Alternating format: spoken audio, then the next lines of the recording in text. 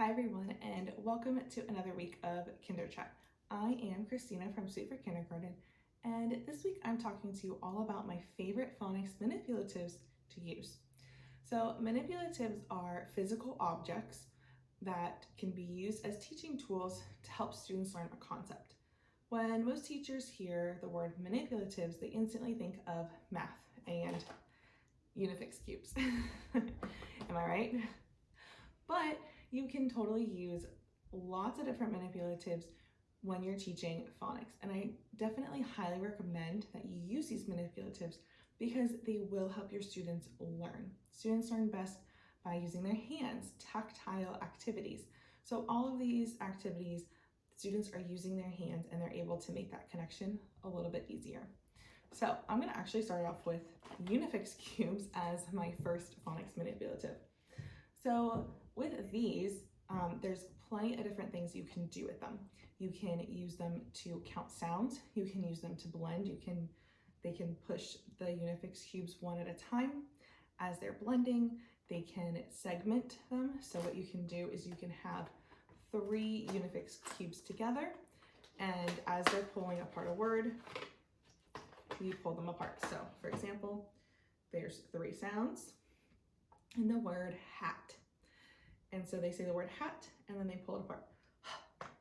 At, hat. So that is just one way. So for phonemic awareness, these are great to use when they're blending words, segmenting words, counting syllables, different ways like that. So I definitely like to use Unifix cubes. You can also write on them with dry erase markers and they can practice spelling different words. So if you don't have letter magnets, which is my next one, you can use these to do some spelling. So my next one are these letter magnets, and I will have links for all of these below, so that way you can go check them out. But pretty much these are red and blue. So the red ones are the vowels, the blue ones are consonants. And you don't even have to use the actual magnet part. You can just use them to practice spelling words, practice blending words. I like to use different squares so that they're putting one sound in a square as they're spelling a word. So these, you can just use them right on the tabletop. You can use them on if you have a magnetic whiteboard, or even if you have a big like cooking sheet, you can use them there. So the next one is another idea. If you do not have either of those, just grab Postit Notes.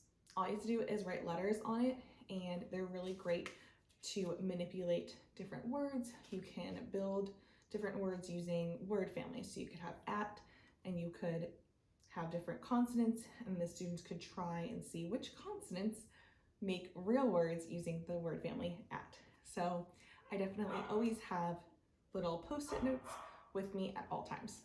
And the next manipulative is a little bit newer. It's these little poppers. And what you can do is you can use them to count sounds, segment words, kind of same gist. But they're great because the students have to say it, sit.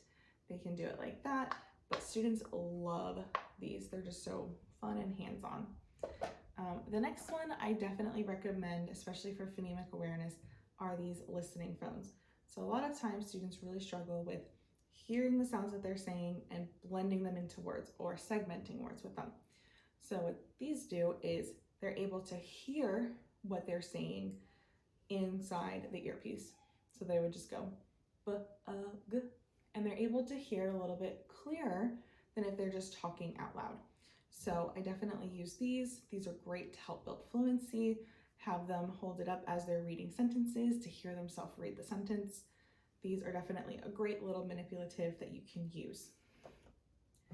And the last two are just PlayDoh and PomPoms. So with PlayDoh, what you can do is you can roll it like a snake. You can form different letters, make different words. You can also roll it into balls and smash it. So my students always loved this game. We'd call it syllable smash. And I would give them a word. They would have the Play-Doh balls in front of them. They would have to count the syllables by smashing each ball. So they'd have to go snowman, and then they would tell me 2 syllables. And same thing with pom-poms. These are great because they're easy to move. So if you're blending different sounds or you are doing something like the syllable smash, these are just a great little easy tool that you can use to help learn phonics.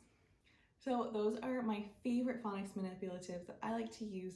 Let me know if you have another one that you would suggest using in the comments below.